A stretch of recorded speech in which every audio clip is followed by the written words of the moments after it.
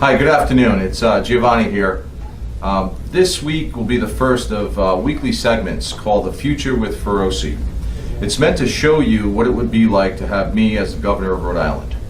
What it's like to have top-tier decision making, have professionals make the right decisions, which is most important for our state. The way I'm going to segment the episodes are the following. In the first segment, I will discuss the decisions I would have made as governor of Rhode Island. In the second segment, I'd like to address why my name might be in the news and anything attached to it, and take that time to respond in an unfiltered way so that you can really understand what I do on a daily basis. And then the third segment is to actually bring you the future, the things that we need to be discussing to become the best state in the country. It's not going to happen talking about toll booths and baseball stadiums and low-level dialogue. This is meant to bring Rhode Island forward, and I hope you join me every week. The good thing about this is I'm going to tape it so that you have it to watch. Hopefully you'll see all segments and you'll understand really what you're missing, because you're missing a lot. We're missing what is called leadership, and I'm going to bring that to you. Sometimes it's going to be a little tough. Most of the time, I believe you'll understand why we're going to take the pain we're taking, but the decisions we're going to make are going to bring us to that future that we desperately need, both for our children, for ourselves, and for our parents and the elderly. I think the elderly have been just set aside, and no one's discussing the fact that everyone's living longer, and we will make that a priority. So with that, please sit back and let's discuss how things would have been handled this week with Governor Feroce. Let me tell you something you already know. The world ain't all sunshine and rainbows.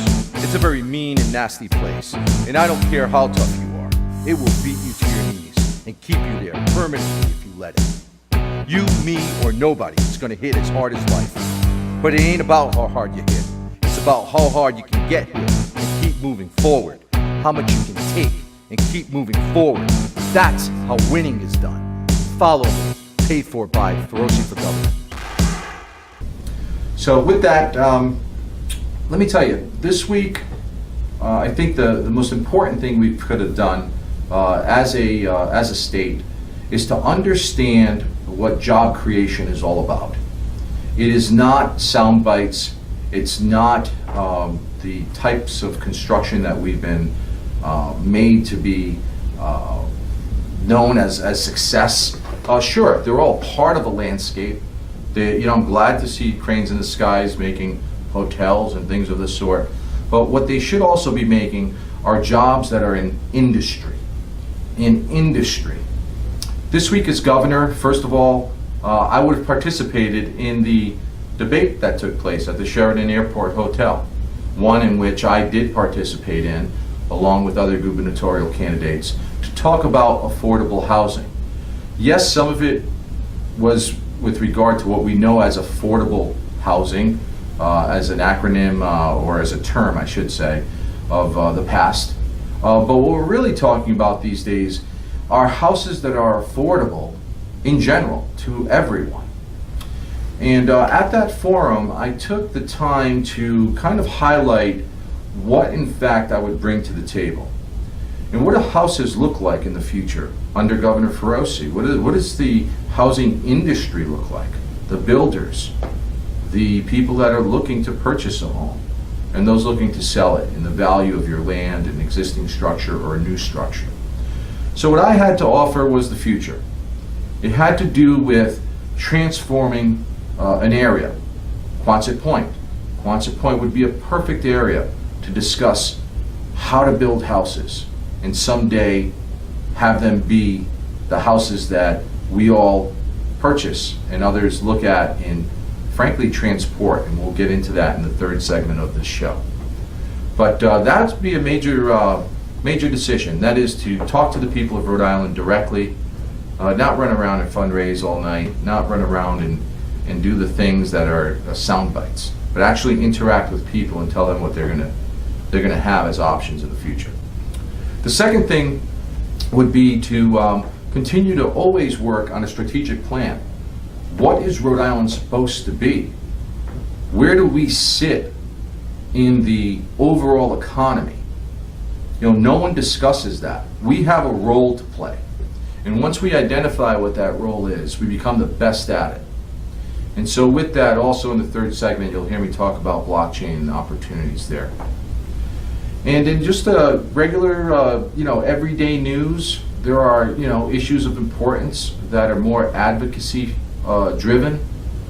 They all need to be addressed. They need to have, some attention given to them.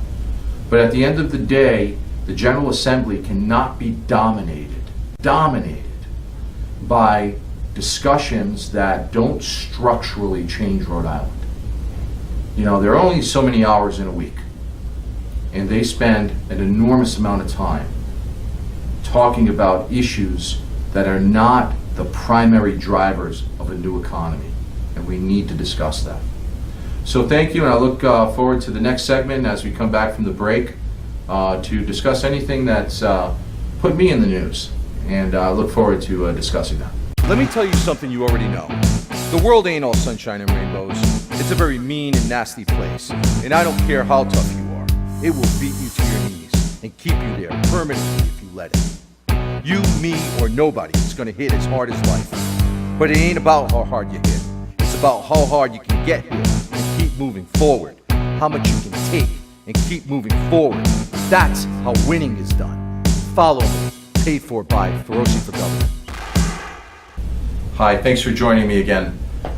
In this second segment, I'd like to talk about anything that put me in the news and address those so that you have clear, concise answers and understand that for someone who has done a lot in Rhode Island, from enormous job creation to investing in Rhode Island and participating in understanding how to fix Rhode Island, why it is that I make certain decisions. So on a personal note, coming off of the Benris debacle, as I call it, because it's a litigation that will take some time to clear out. It's a trademark issue that started out on the wrong foot and certainly ended up in the wrong hands at this moment. I'm going to make sure that I do everything I can to make that right. And what I mean by that is, as its largest investor and as its largest creditor, I need to pursue the legal steps that make everybody whole, to obviously include me, so that I can take those dollars and reinvest them in Rhode Island in a very positive way. I've always done that. Most of you know me as the former CEO of Alex and Donnie. The reality is that was a company that created thousands of jobs for Rhode Island, invested millions of dollars in charity, and created a lot of opportunity to make Rhode Island reinvigorate in industry. That's why I'm so adamant of always discussing industry and not just the company. So as we move forward into the next segment later, when I talk about the future, remember, I'm someone who's actually done it. It's not, I had a small business, I did. Those were years ago. We've all had businesses, those of us in business at certain levels. But I've seen the highest of all activity. And so I understand today that the risk-taking comes with the size company you want to build.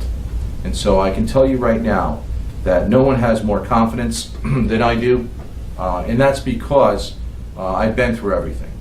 And what I've been through recently just makes me stronger, better, smarter, faster, and more importantly, more trustworthy, because I understand what to look for and how to navigate crisis. So thank you for having your confidence in me, or at least having an open mind to hear me out. But understand that each decision I make every day, I have to look at what's important and for the overall objective. And in the case of Benris, the objective is to, in fact, make what I've invested back and be compensated for all the trouble that I've been through. And that will happen. I'm confident of it, and I thank you for your confidence. So when we get back to the next segment, we'll get back to governing and what my administration would do and what it looks like and what it sounds like. And I look forward to being your governor for the reasons that we're going to get into. So thank you very much, and I'll see you after the break. Let me tell you something you already know. The world ain't all sunshine and rainbows. It's a very mean and nasty place. And I don't care how tough you are. It will beat you to your knees and keep you there permanently if you let it. You, me, or nobody is going to hit as hard as life. But it ain't about how hard you hit. It's about how hard you can get here and keep moving forward. How much you can take and keep moving forward. That's how winning is done. Follow me. Paid for by Feroce for Governor. Hi, thanks again for joining me for the last few minutes of this segment for this show. The reality is that we spend a lot of time discussing all the things that are wrong with Rhode Island, all the things that we're slow to react to, and what puts us in last place. And the reality is we can change the dialogue completely. And I'm here to do that. So we've talked and discussed a little bit about housing. I want to stay on that topic this week. Wednesday evening, as part of a gubernatorial forum, I spoke to the specifics of how I believe the investment of the future looks like in housing. And so as I learned from what's happening around the world and through various articles and other efforts taking place, I now believe strongly that the Quonset Point area of our state can become a house builder's absolute dream. Meaning, we move into an assembly line situation. Just think about homes that are built piece by piece and move down the line. A new Detroit, but not for cars, but for homes that are built and then transported and put in place. The way things are moving today, the way things are being built today, it is no longer reasonable or even smart to build a home in place. It doesn't make sense, okay?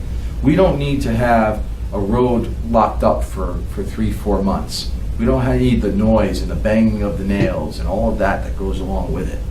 What we should be doing is creating the best, most technologically advanced industry in home building that the United States has ever seen. And it should be home right here. It should be in Quonset Point. Think of all of the jobs that can be created. Think of all the companies that can be built. No one's stopping you. You can just take your company, if you're a home builder right now, and transform it into the 21st century. Put it in place, build everything right there, and keep moving. So I get excited because I know that that's reality. Think about windmills. This is the perfect example. A windmill today, it's starting to become pretty routine conversation, and we see them. And I gotta be honest, I was not a big fan when I first saw them. I probably still am not, but visually. But the reality is they're happening. And they're being built. And in Brooklyn, was just awarded a new site for a factory. $90 million. They're going to be building windmills in Brooklyn. But guess where they're going to be put? 25 miles off the coast of Rhode Island. Why can we not do the same thing in housing? Both in the state, throughout New England, wherever it's reasonable for a company to make money. We can do that. We have the resources, we have the people, we'll line up education, we'll make sure that all works. So that's an area of an example of the massive thinking that I bring to the table. I will make it happen. We will have a shortage of people for the workforce. That's what's going to happen in Rhode Island. You'll be able to determine which job you want. You'll be able to have 3-4 companies looking for you, asking you, do you want an extra $5,000? You want an extra $25,000? Will you come and join us for an extra $50,000? That's what's going to happen, because that's the world I believe in. That's the world I live in. And I expect all of us to be part of an expectation that raises the standard of living. You know, I want to be governor because I know I can change your life. And I'm going to change your life. It's going to happen. I hope that we can do it together. And I'll tell you, when we talk about blockchain in the future, you're going to understand that that house we just built, the one you lived in, the one you left, or maybe the one you want to give to someone else, the title to that house, you're going to move it on the blockchain with a push of a button. You're not going to have to run down to City Hall or Town Hall. We don't have to do all these crazy things because we're going to be part of the future. So thank you for joining me this week. Hope to loosen up a little bit more as I get more comfortable in doing the show. Sure, it'll look a little bit different the first 1, 2, or 3 till we find a format that we really enjoy. But I'm telling you that every week I would really, really appreciate if you join me. These few minutes are going to mean so much for us to reinvigorate and reinvent the state of Rhode Island. That's what I'm here to do. Not here to do the small stuff. We will hire the people to do that. We will have the best managers. But you need the vision. You need the vision. That's what I have. Thank you so much for joining me. Have a great weekend. Take care.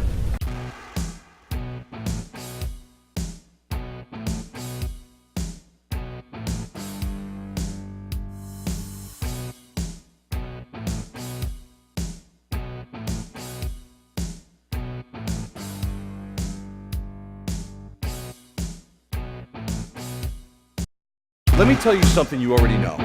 The world ain't all sunshine and rainbows. It's a very mean and nasty place. And I don't care how tough you are. It will beat you to your knees and keep you there permanently if you let it. You, me, or nobody is going to hit as hard as life. But it ain't about how hard you hit. It's about how hard you can get here and keep moving forward. How much you can take and keep moving forward. That's how winning is done. Follow me. Paid for by Feroce for Governor.